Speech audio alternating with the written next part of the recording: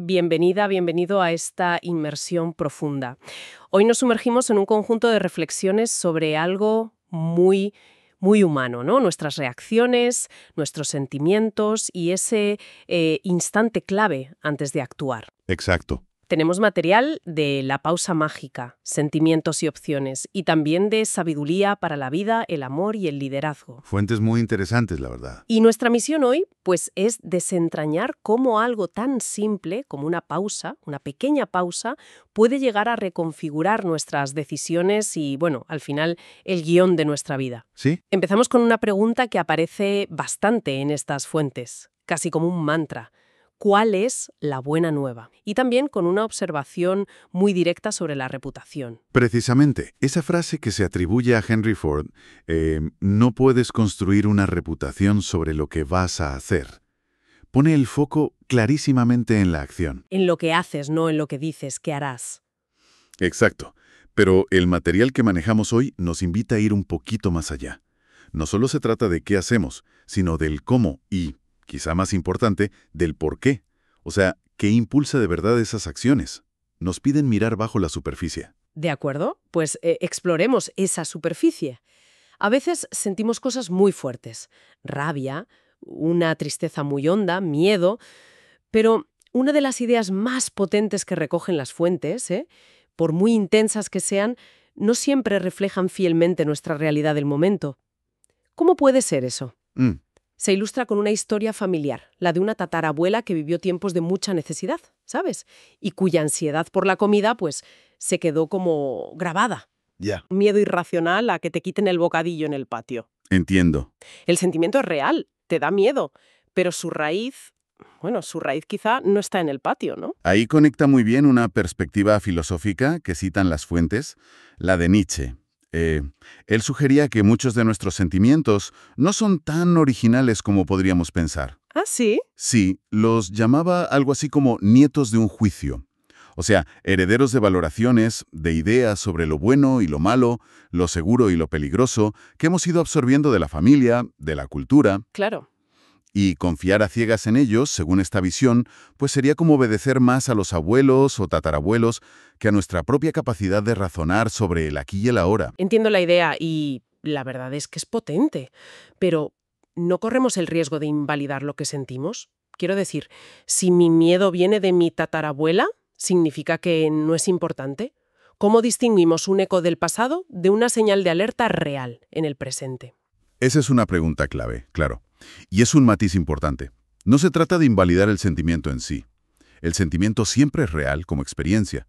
Lo sientes, y eso es innegable. Vale. La cuestión es si la interpretación automática que le damos y, sobre todo, la reacción impulsiva que nos provoca son las más adecuadas a la situación actual. Ajá. El sentimiento es información, sí, pero no necesariamente es la única información relevante ni la más importante en ese momento.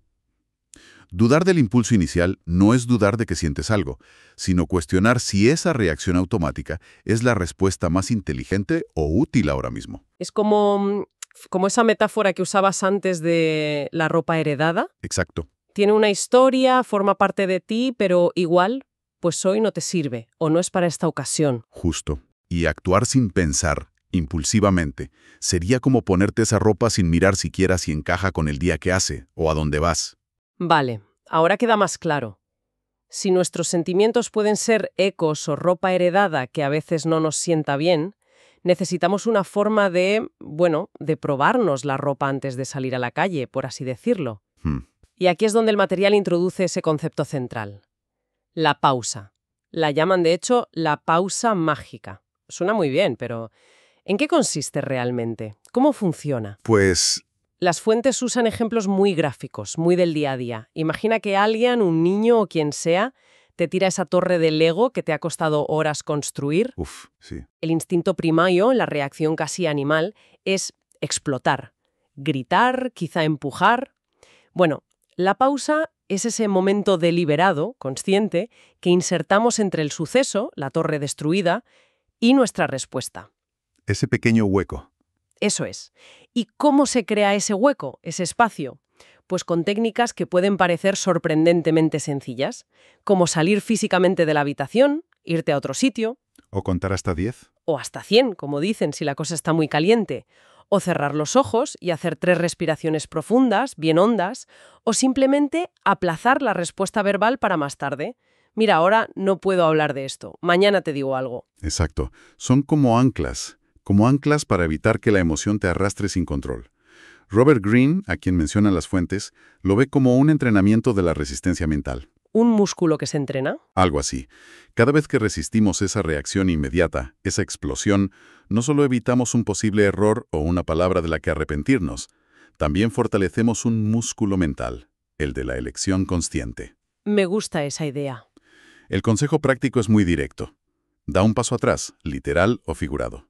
Escribe ese correo electrónico furioso si necesitas desahogarte, pero déjalo en borradores. No lo envíes. Espera mañana. Consulta la decisión con la almohada, como decían las abuelas. Y sobre todo, evita tomar decisiones importantes o comunicar mensajes delicados cuando estás, pues eso, secuestrado por emociones intensas, como el rencor o incluso la euforia desmedida, ¿eh? Ah, también la euforia. También. Hay que enfriar la situación. Porque el tiempo casi siempre te da perspectiva, te permite ver las cosas de otra manera. Es un desafío interesante, ¿verdad? Porque vivimos en un mundo que nos empuja constantemente a la inmediatez. Queremos la respuesta al mensaje ya, la solución al problema ahora mismo. Totalmente. Pero esta idea de la pausa sugiere que la verdadera eficacia, o la sabiduría si quieres, a menudo reside justo en lo contrario, en ir a contracorriente, en ralentizar deliberadamente. Efectivamente. Es una forma de recuperar el control, de recuperar la agencia, en un entorno que a menudo premia la velocidad por encima de la reflexión. Las fuentes sugieren que las decisiones más sólidas, las relaciones más profundas, casi siempre se nutren de esa capacidad de frenar, de pensar antes de hablar o actuar. Vale. Así que, si hemos visto que los sentimientos pueden ser complejos, que pueden ser ecos, y que la pausa es una herramienta clave para gestionarlos, ¿cómo aplicamos esto a algo tan fundamental como el amor? Las fuentes también le dedican espacio a esto. Sí, el amor. Se menciona como algo primordial, claro. Una fuente recoge la idea de Einstein, ¿no? Que decía que es la fuerza más poderosa, porque no tiene límites. Suena grandioso, casi místico. Y tiene esa dimensión, sin duda. Pero lo que me parece fascinante del enfoque de las fuentes es cómo aterrizan esta idea, cómo la hacen práctica. Sugieren que el amor, sobre todo el que se vive en relaciones largas, en la familia, no es solo una emoción que te embarga pasivamente y ya está. No. Es, en buena medida, una elección activa, una práctica diaria. Ponen el ejemplo de la paternidad o la maternidad, que es como un campo de pruebas emocional de altísima intensidad. Totalmente. Lo describen muy bien, ese cóctel de emociones, una alegría que te desborda, un miedo que te paraliza, el orgullo, el cansancio extremo, esa sensación constante de responsabilidad. Toda la vez. Todo a la vez, a veces en la misma hora, y en medio de todo eso, expresar el amor de forma adecuada, que llegue bien. Pues puede ser complicado. Me encantó la anécdota que cuentan del libro El niño, el topo, el zorro y el caballo. ¿Ah, sí? El topo, que está como abrumado, no sabe cómo decir os quiero a sus amigos. Y tras pensarlo un momento, tras esa pausa, simplemente dice, me alegro de que estemos todos aquí. Es una frase maravillosa, una pequeña joya. ¿Verdad? Resume perfectamente cómo funciona la pausa aplicada al afecto. El sentimiento es enorme, quizá confuso, inabarcable, pero la pausa permite encontrar una expresión que sea auténtica, que sea adecuada y que se pueda comunicar. Que el otro la entienda. Claro. Me alegro de que estemos todos aquí. Quizá no es una declaración de amor de película, desbordante, pero captura la esencia de la gratitud, de la conexión. Es un amor elegido en su expresión, ¿sabes? No solo un impulso. Demuestra que se ha reflexionado sobre el sentimiento para encontrar las palabras justas. Me gusta mucho esa conexión. La pausa no solo sirve para frenar lo negativo, la rabia, el impulso destructivo, sino también para dar forma y autenticidad a lo positivo, como el amor o la gratitud. Exacto.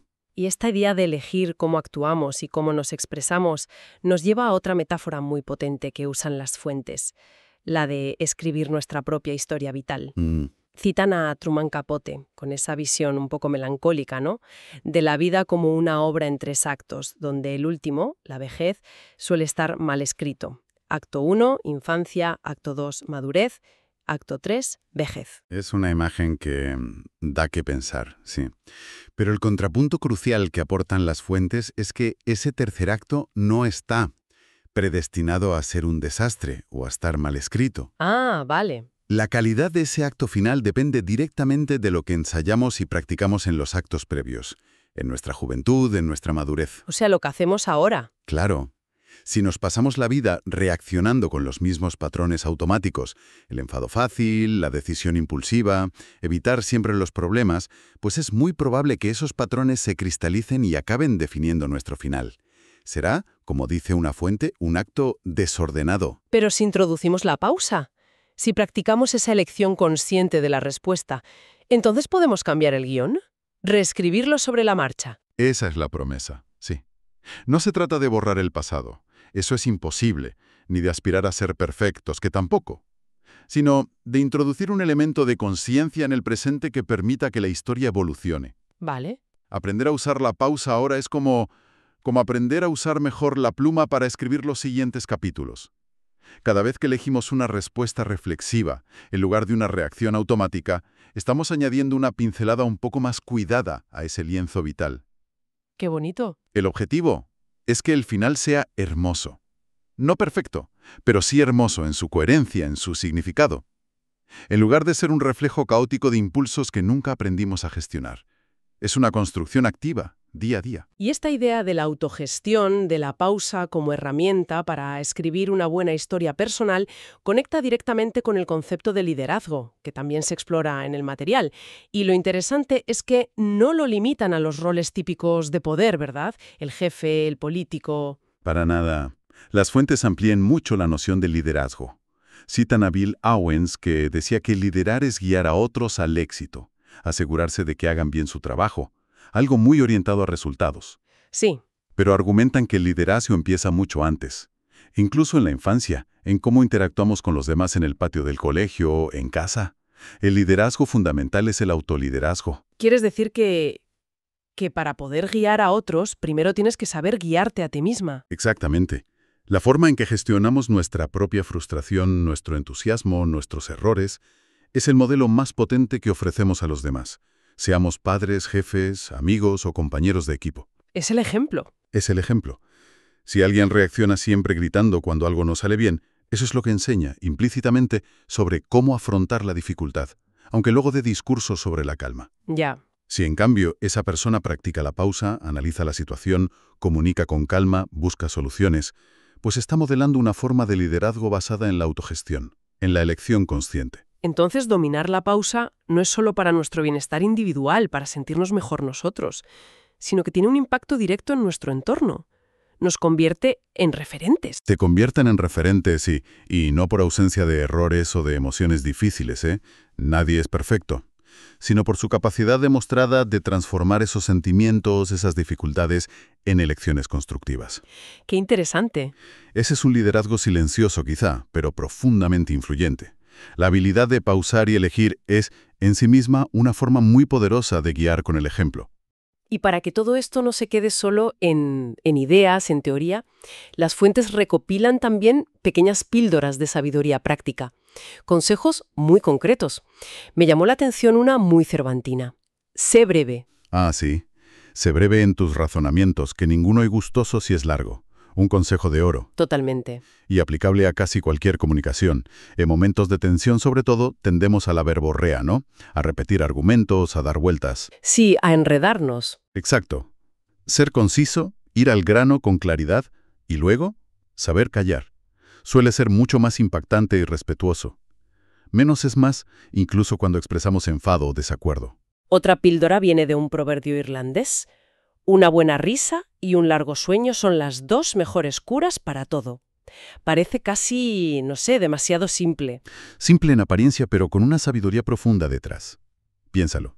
Ante la rumiación mental, cuando le das vueltas y vueltas a algo. Sí. Ante un problema que parece irresoluble o una emoción que te ahoga, a veces la mejor pausa es una desconexión radical. Reír, liberar tensión física y mentalmente.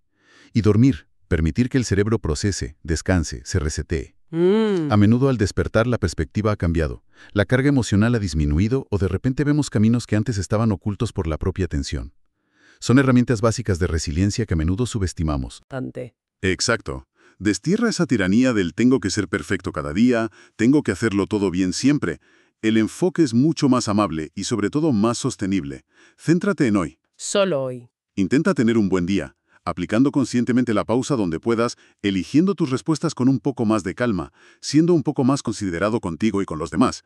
Y mañana, simplemente intenta repetir la jugada. Un día a la vez. Un día a la vez.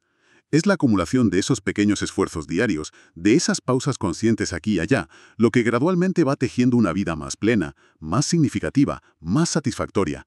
No es un gran salto, sino pequeños pasos consistentes. Entonces, si tuviéramos que destilar la esencia de todo lo que hemos explorado hoy, podríamos decir que entre el estímulo, lo que nos pasa, lo que sentimos, y nuestra respuesta, lo que hacemos o decimos, hay un espacio, un pequeño espacio. Y la clave está en reconocer y utilizar ese espacio. Sería eso. Totalmente. Ese espacio es donde reside nuestra libertad y nuestro poder de elección. Es la diferencia entre ser, como marionetas arrastradas por la corriente de los impulsos, de los hábitos, de los ecos del pasado, Claro. y ser los navegantes de nuestra propia vida. Usar la pausa mágica, como la llaman las fuentes, es activar nuestra capacidad de tomar decisiones deliberadas, decisiones alineadas con quienes queremos ser realmente. Es ahí donde el sentimiento se transforma en acción consciente. Me resuena de nuevo, al final la frase del topo, esa tan sencilla. Me alegro de que estemos todos aquí. Quizá esa sea la buena nueva fundamental que buscábamos al principio, la simple constatación de que estamos aquí, presentes, con la capacidad, instante tras instante, de elegir cómo participar en nuestra propia vida y en la de los demás. Y como pensamiento final, quizá para llevárselo y darle una vuelta, podríamos reflexionar sobre algún momento reciente, por pequeño o trivial que parezca. ¿Detectamos alguna oportunidad perdida para aplicar esa pausa? Ese instante de respiro entre sentir y actuar. ¿Qué podría haber cambiado? No solo en ese momento concreto, sino como práctica acumulativa, como ensayo para ir afinando la escritura de nuestro próximo acto vital. Las fuentes nos animan a creer que el mundo y nosotros mismos estamos esperando ver las cosas valiosas que podemos elegir hacer a propósito, con intención, gracias a esa pequeña pero poderosa pausa.